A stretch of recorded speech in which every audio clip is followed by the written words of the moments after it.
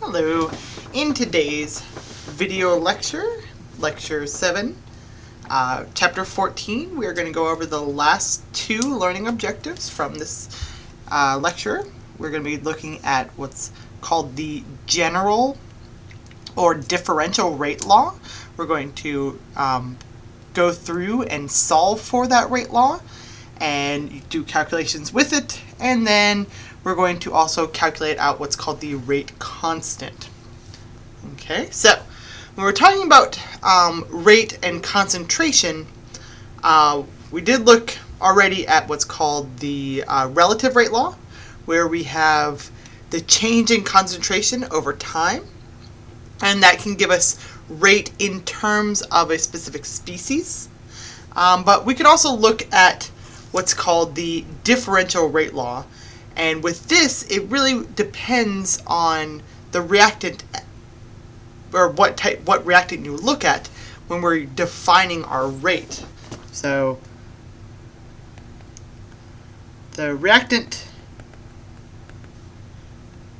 we use to define the rate is important. Looking at our differential rate law, which we will do in just a minute, different substances, different reactants will have different effects. Their concentrations will have different effects on the rate.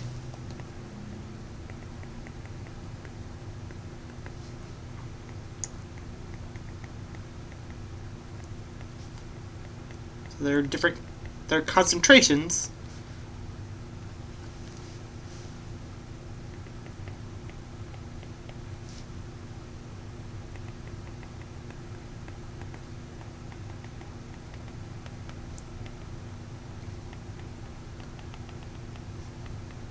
some reactants, their increase in concentration will increase the rate twofold, threefold, sometimes it won't at all. So in general, we use our differential rate law to determine what reactants are affecting our rate.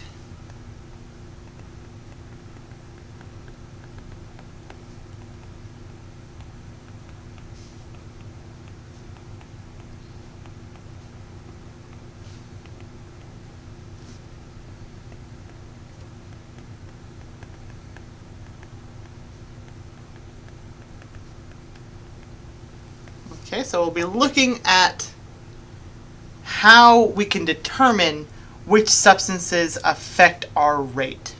Okay, as a note, our change in concentration over time is not linear.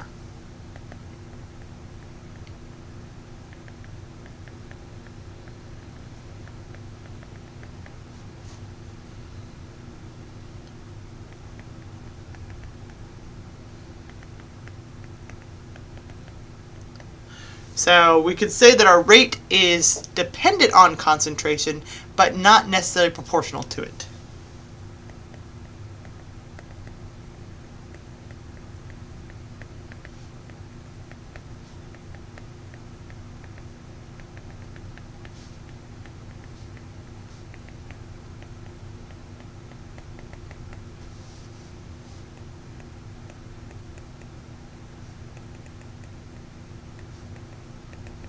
Okay, so let's see what I mean by this. So let's take the decomposition of dinitrogen pentaoxide.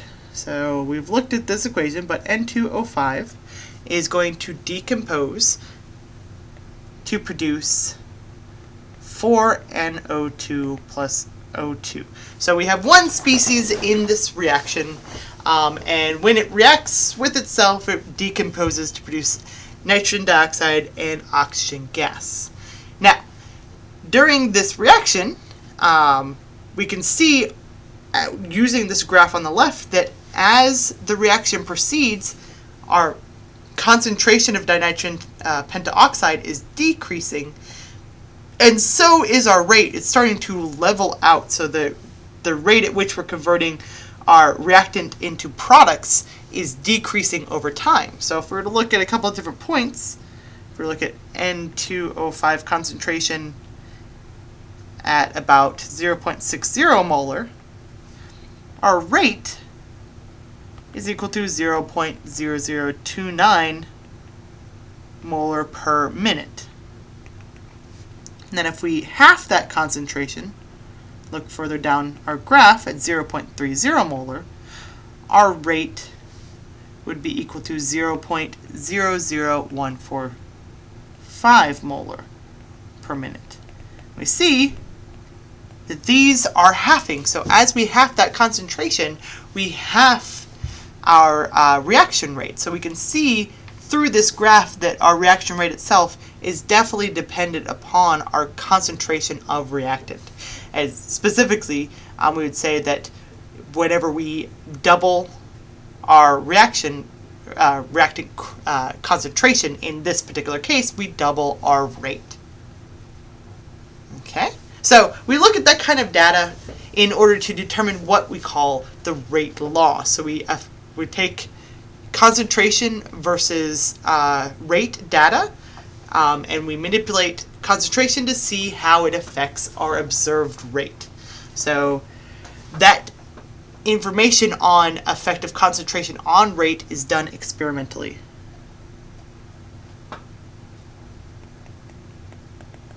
So to study the effect of concentration on rate,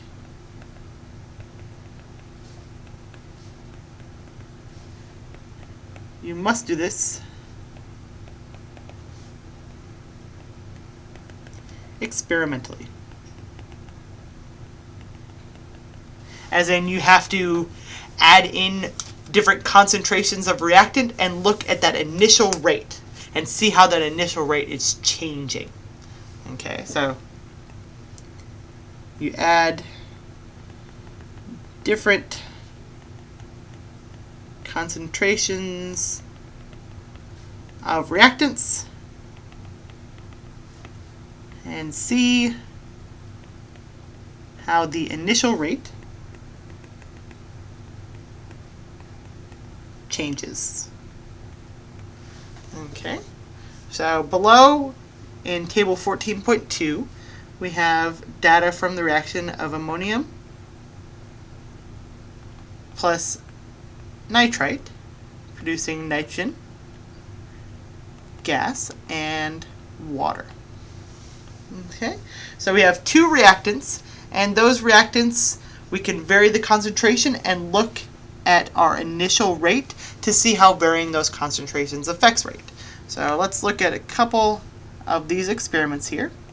So if we look at experiments 1 and 2, we see with 1 and 2 we are changing our ammonium concentration while we're keeping our nitrite concentration the same. And when we double the rate here, so going from here to here, we're doubling our concentration, and what we observe is a doubling of the rate. This means that we call this a first order process. I'll talk about this a little bit more, but as we double our concentration of ammonium ion, we double our observed rate. So we can see that it has a direct impact on the rate by doubling that concentration of ammonium. We could do the same thing looking at an instance where we keep ammonium the same, but change the concentration of our nitrite ion. So here, again, we keep our ammonium concentration the same, but now we're taking our other substance and changing its concentration. And when we do that, we take and we double this, and that causes a doubling of our observed rate. So our nitrite ion also has a first order effect on the reaction rate. And then what you should see is if you double both substances, you should quadruple the rate. So let's see, they don't actually have any like that. But if you were to do that, you would see that effect. Okay, So let's look a little bit more at this idea of rate and concentration. So whenever we think about a reaction, we can kind of think about it as a generic reaction here, where we have A and B being reactants, C and D being products. And for a reaction like this, our differential or general rate law would be written as rate is equal to K A to the M B to the N. Okay, so this is our differential rate law, and it is different from the relative rate law we've already looked at.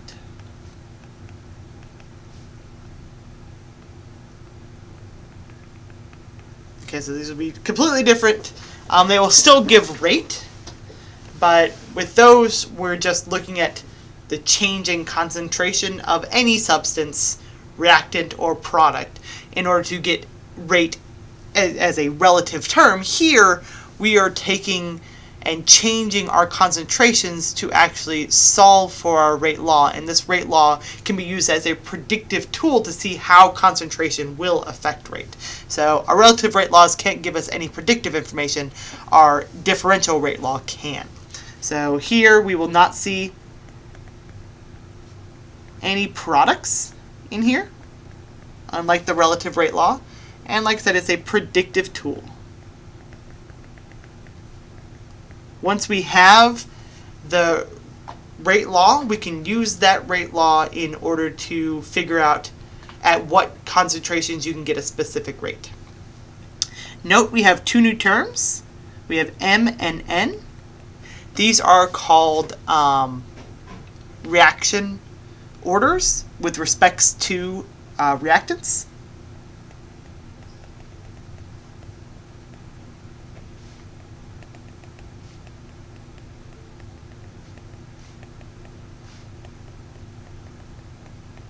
And these are not based on stoichiometry.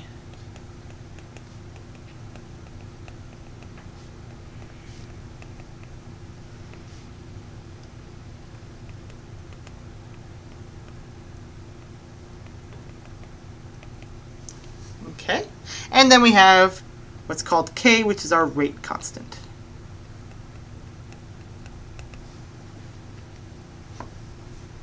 Okay. Let's look a little bit more at our rate law and our rate constant. M and N, as I said, they're reaction orders with respects to a given substance. They are determined experimentally.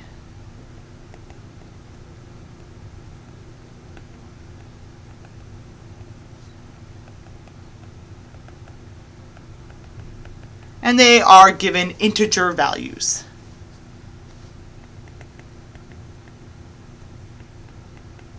So they can be 0, 1, 2, so on and so forth. We usually only see 0, 1, and 2.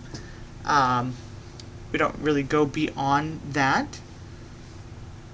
And then if we have an M or N equal to 0, we would say that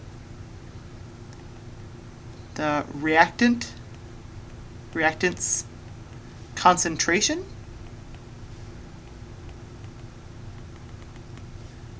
does not affect rate. And we call this zeroth order with respects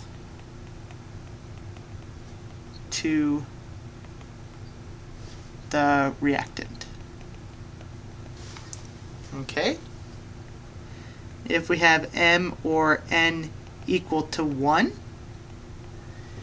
as we double our concentration, we will double our rate.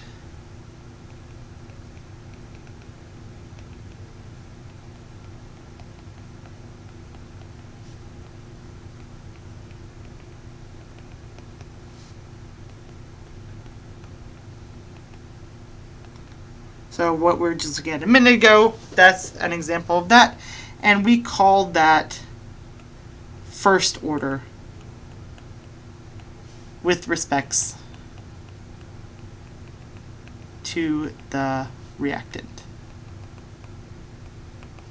And then M or N equal to 2.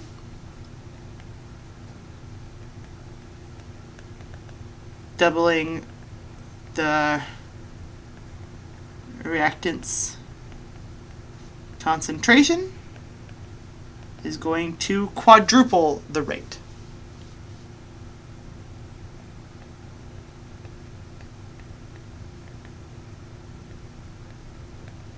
And this is called second order with respects to the reactant. Okay. And then we have our K, which is our rate constant. This is going to be basically the speed of a reaction. So it gives the speed of the reaction.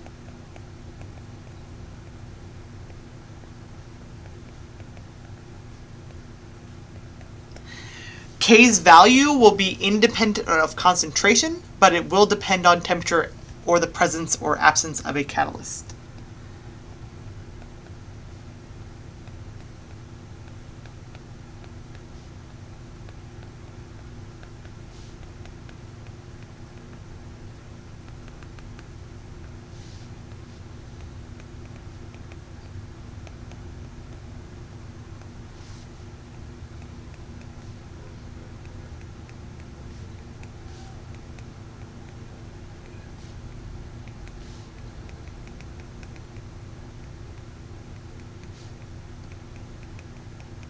So we can change that K value if we increase or decrease our temperature. Okay, so when we're trying to solve for M and N, we have to have concentration versus concentration versus rate data, and we will be able to take we take concentration versus rate data and use this to determine M and N. Okay. We can also get what's called the overall rate of the overall reaction rate, reaction order, which is equal to M plus N. Okay, so our reaction order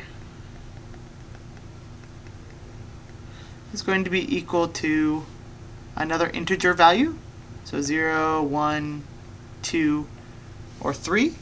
So this would be a 0th order process. This would be a first order process. This would be a second order process. And this would be a third order process. Okay. So let's see if you guys got all that, if this made sense to you guys. So let's try. We've got the following reaction: C2ClO2 plus 2 hydroxides producing ClO3 minus, ClO2 minus, and water. If we say that the reaction order is 2 with respect to ClO2 and 1 with respect to hydroxide, what would we say that our reaction order is? What is the overall? So here we have a couple of different options. We could say that the overall order is found by subtracting the individual orders. That is not true. The overall order of this reaction is based on the individual orders. Also not true. The overall order is found by adding the individual orders for these two things. So 2 plus 1, it gives us a 3 value. That is true. So it's also not based on the individual orders of Cl2, and we can determine it. Okay. Now, we know what a reaction order is with respect to a reactant, or just in general when we're talking about the overall reaction order. But we need to be able to actually solve for M and N. And with that information, we can then fill out our rate law and solve for our rate constant. So we're going to look at how to do that now. So we've got a couple steps. The very first thing is we're going to write down our rate law. And this is going to be based on the reaction itself. So I'm using A and B right now. But if we have actual reactants, you'd use those in place of A and B. Next thing we need to do is we want to solve for M. So solving for M, we're going to take our rate versus concentration data, and we're going to try and find 2 experiments where we've kept our B substance constant, but we've varied our A concentration.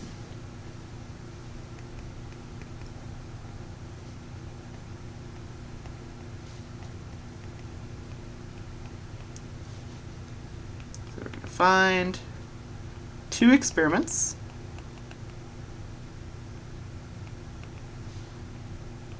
where B concentration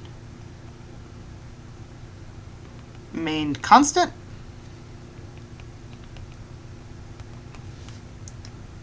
but A concentration was varied. Okay. We can then divide the larger A value. Well, we're going to set up the equation. Set up the equation. X to the M is equal to Y, where X is equal to, we take the larger A value, we divide it by the smaller A, and then our Y, we take the larger A's rate and divide it by the smaller A's rate. And then we solve for M. Okay. Then we will go through, after we've done that, we're going to solve for N, which is same as for M, just find 2 experiments where A is kept constant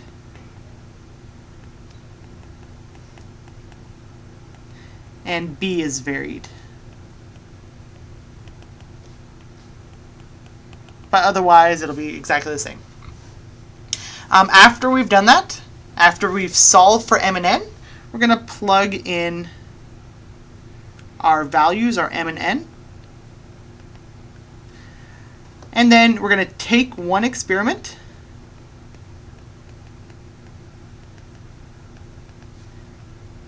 and add in all values from that experiment.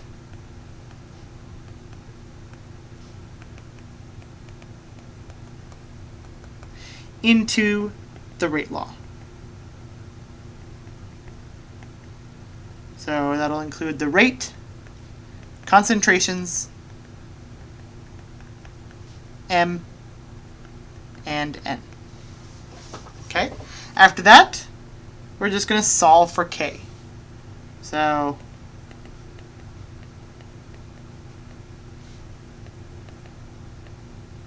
all of these values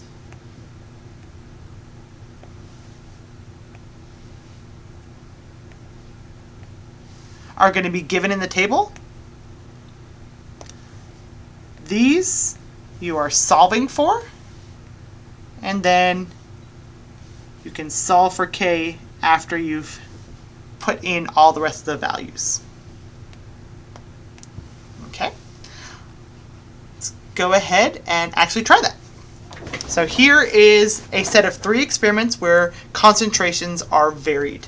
We want to set up our rate law, we want to solve for m and n, then we want to solve for our k value. So remember that rate is equal to k a m b n. So very first thing we want to do is look and see where A concentration changes but B concentration stays the same. So here B concentration is staying the same, A concentration is changing, so we're going to use this data. So we'll use these concentrations of A and these rates to solve for M. Okay, so our X here is our larger A concentration divided by our smaller A concentration, giving us a value of 2. Our Y is equal to our larger A concentration's rate divided by our smaller A concentration's rate, which gives us a value of 2 again. 4.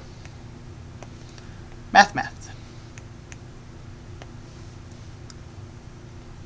So we set up as 2m equals 4. And when we solve for m, we get an m value equal to 2. Okay. Let's try this again. Solving for n now. So now we want to find a case where we're changing B but keeping A the same. So here, changing B, keeping A the same, use those rates. So we'll add this, and this into our expression. So we've got our larger B concentration divided by our smaller B concentration. And then that larger A or B concentration's rate divided by our smaller B concentration's rate, which gives us a value of 1. So we have 2n is equal to 1, and the only way we can get a 1 there is to have n equal to 0. So note that with our A substance, as we doubled our rate, we quadrupled, as we doubled our concentration, we quadrupled our rate, so that is going to be second order. With our B substance, as we doubled our rate, doubled our concentration, nothing happened to our rate, so this would be 0th order. And overall, our order would be m plus n, which gives a second order process.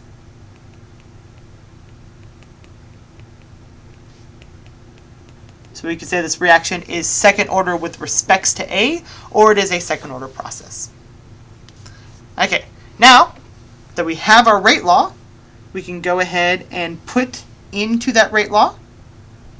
Okay, so I'm going to take one of these experiments. I'm just going to take experiment 1 and put the data into our rate law. So our rate is equal to K A2.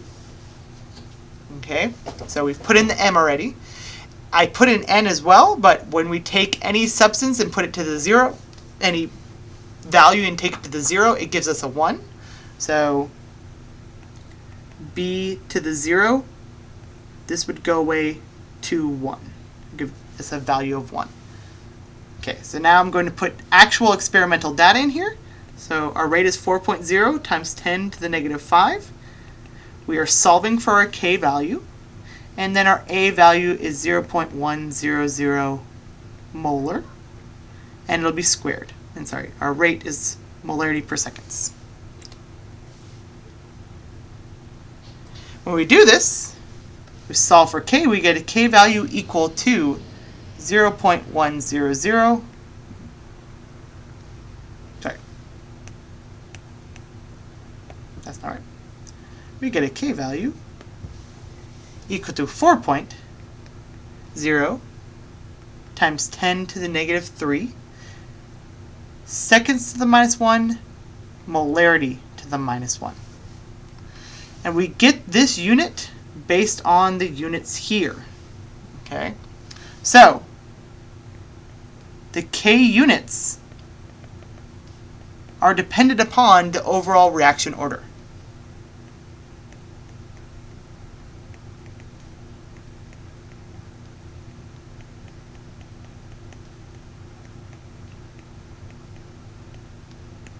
Very important. 0th order versus 1st order versus 2nd order versus 3rd order will all have different units of K. Okay.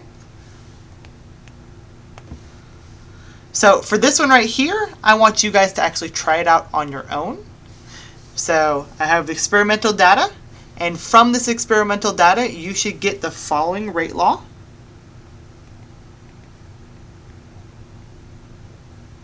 Our OCl minus is 1st order, and our I minus is also 1st order. So M equals 1, N equals 1. And then if you were to put any of the experimental data in here, you would get a K value of 60.4 seconds to the minus 1, molarity to the minus 1. Okay, so I want you guys to try this out and see if you are able to come up with this. Let's just try one more example all together. We're going to look at the following reaction. We're going to take its rate law, calculate its rate law using the data, and then we want to use that rate law to figure out how rate will change at a different concentration. Okay, so let's go ahead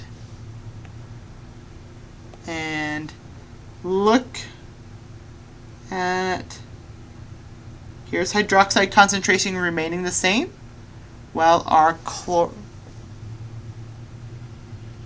concentration is changing, and we look at our rates.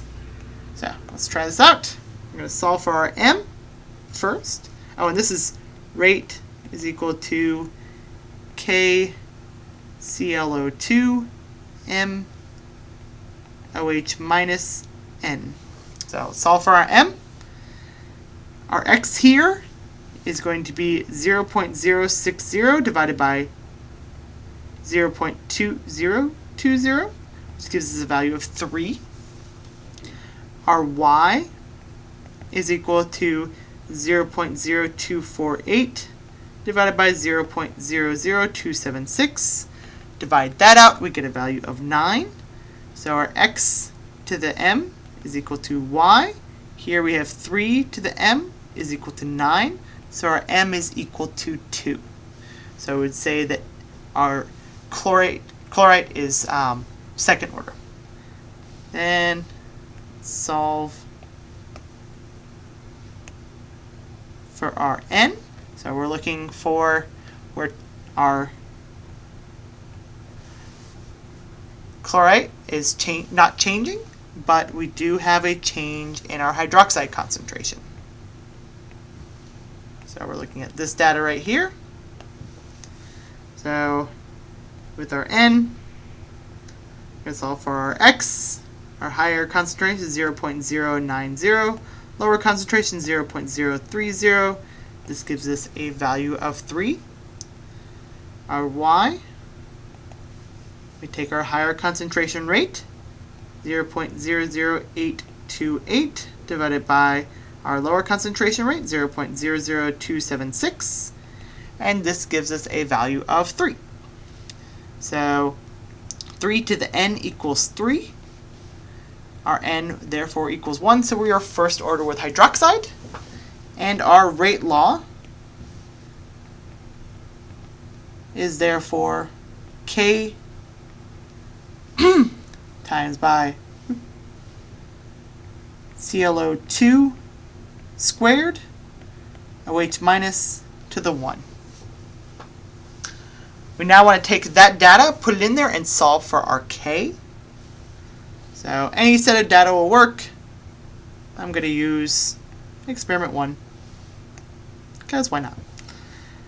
So Our rate at that experiment is 0.0248 molarity per second. It's equal to our K. And our chlorite concentration, 0.060 molar squared. And then our hydroxide concentration, 0.030 to the 1. When we do this, we get a K value equal to 229 seconds to the minus 1, molarity to the minus 2. So this is a third order process. With a third order process, our unit for K is seconds to the minus 1, molarity to the minus 2. So keep that in mind. We can then use that rate constant and the concentrations up here to see how rate will be affected. So we're going to solve for rate. We're not changing our temperature, so our K value from above can be used. And then we'll take our concentration of chlorite of 0.030 molar. We're going to square that.